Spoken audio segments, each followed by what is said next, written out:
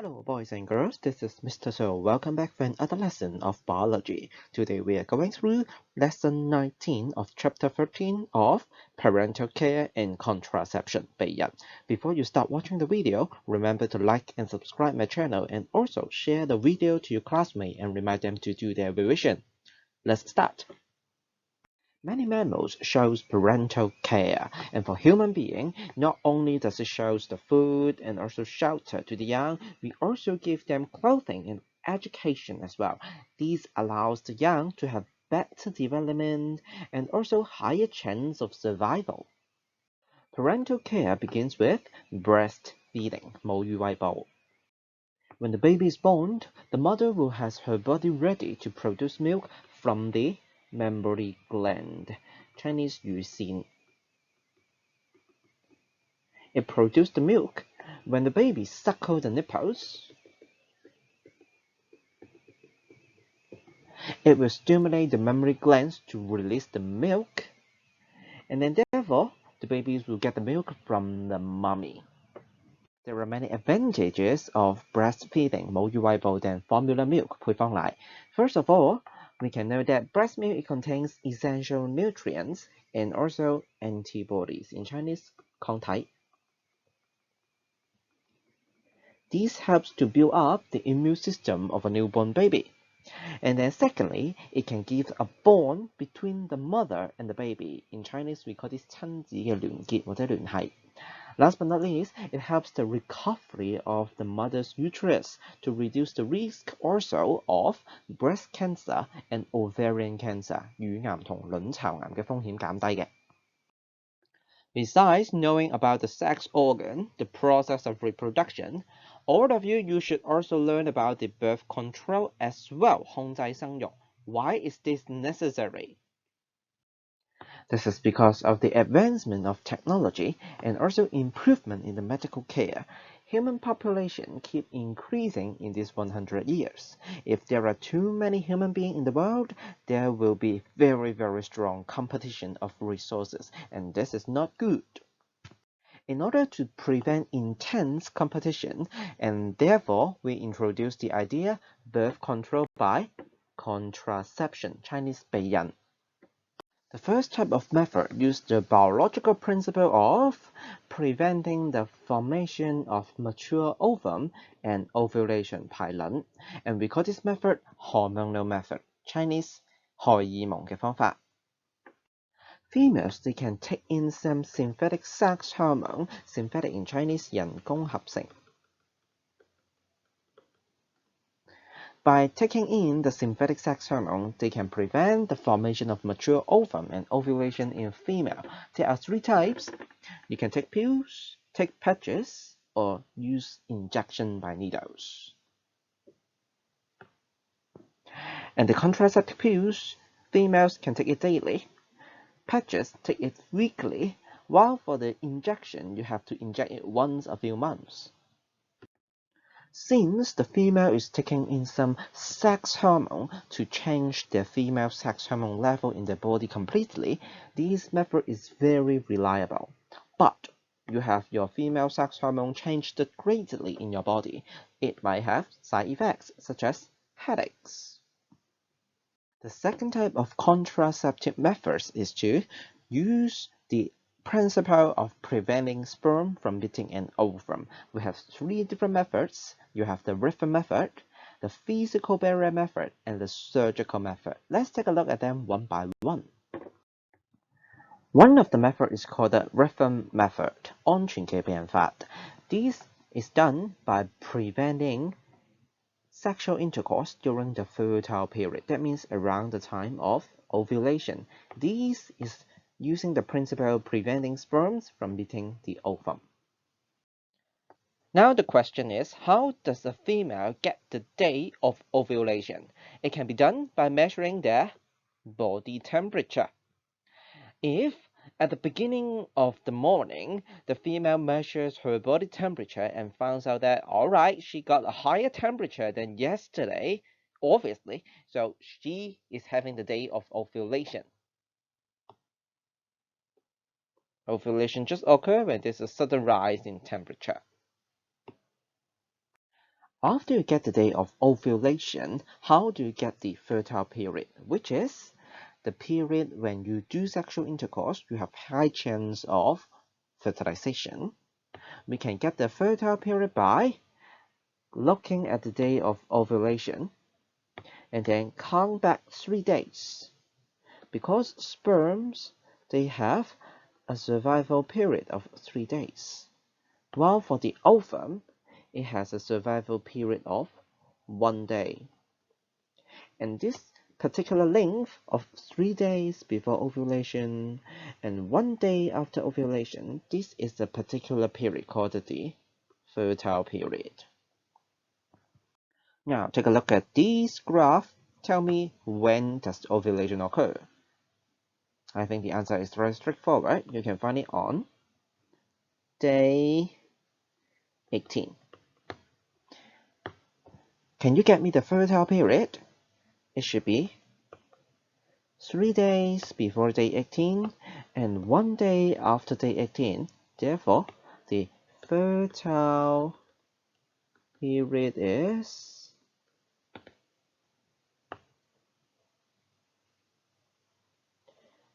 from 15 to 19 March.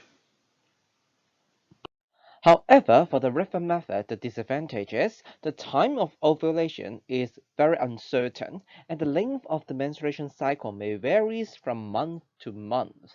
So for the female, she has to put this particular vaginal thermometer into her vagina to measure her body temperature at the beginning of the day, and it is also very inconvenient. So overall, this river method is quite unreliable. So this is the disadvantage. Another method to prevent sperm from meeting the ovum as a biological principle is to use diaphragm, 子宮帽, and then also condoms, 安全套. So this is the male condoms and this is the female condom, less common. And these diaphragm and condoms, they act as the physical barrier, 物理屏障, which prevents the sperm from entering the uterus and therefore meeting the ovum. Together, you can also use spermicide.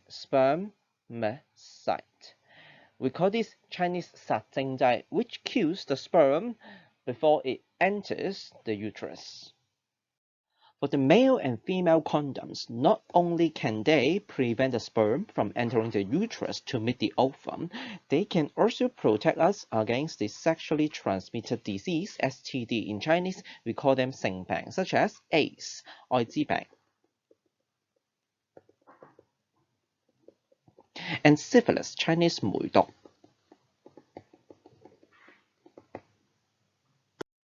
The last method, which also prevents the sperm from meeting the ovum as a biological principle, is the surgical method.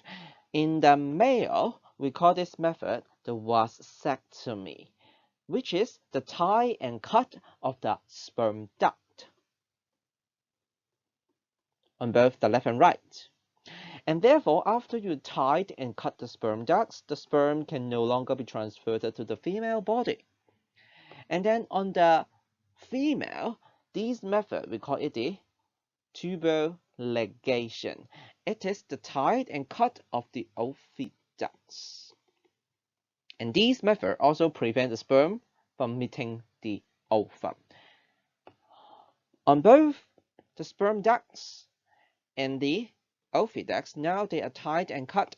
This leads to a permanent sterilization or a permanent method to sterilize a man and a woman. So sterilize in Chinese, 絕育. Now let me give you questions. For a male, for example, if he goes for the vasectomy and cuts and tie up his sperm ducts, will he show the secondary sexual characteristics? Will he still grow the beard, 生鬚啦? Will he still make the male sex hormone after the cut and tie of the sperm ducts? Give you 5 seconds to think.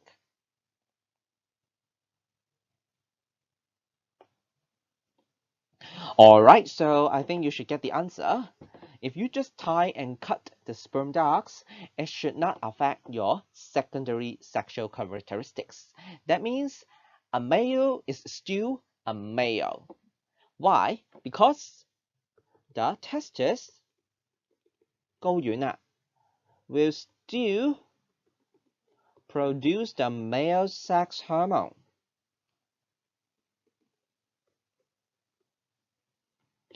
And release it to the blood and circulate throughout the body.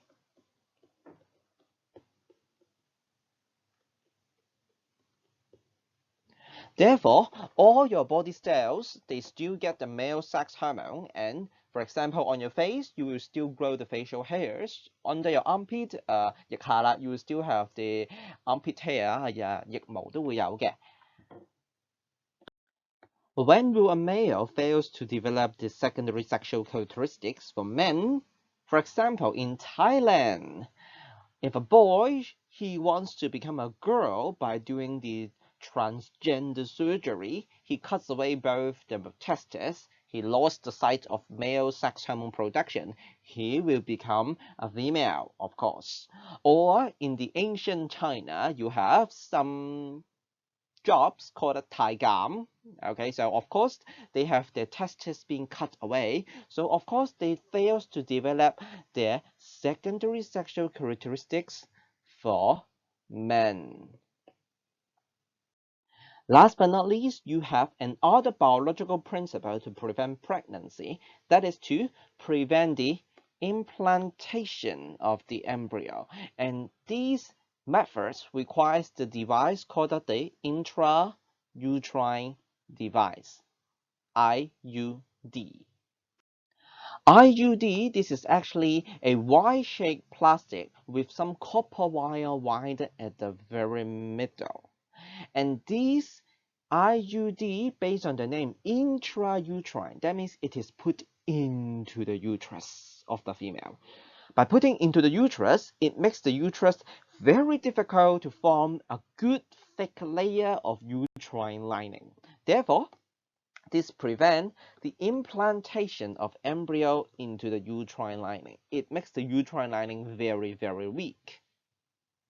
This intrauterine device has to be inserted into the uterus by the help of a doctor, and it can be used for many years, 4 to 10 years, very reliable.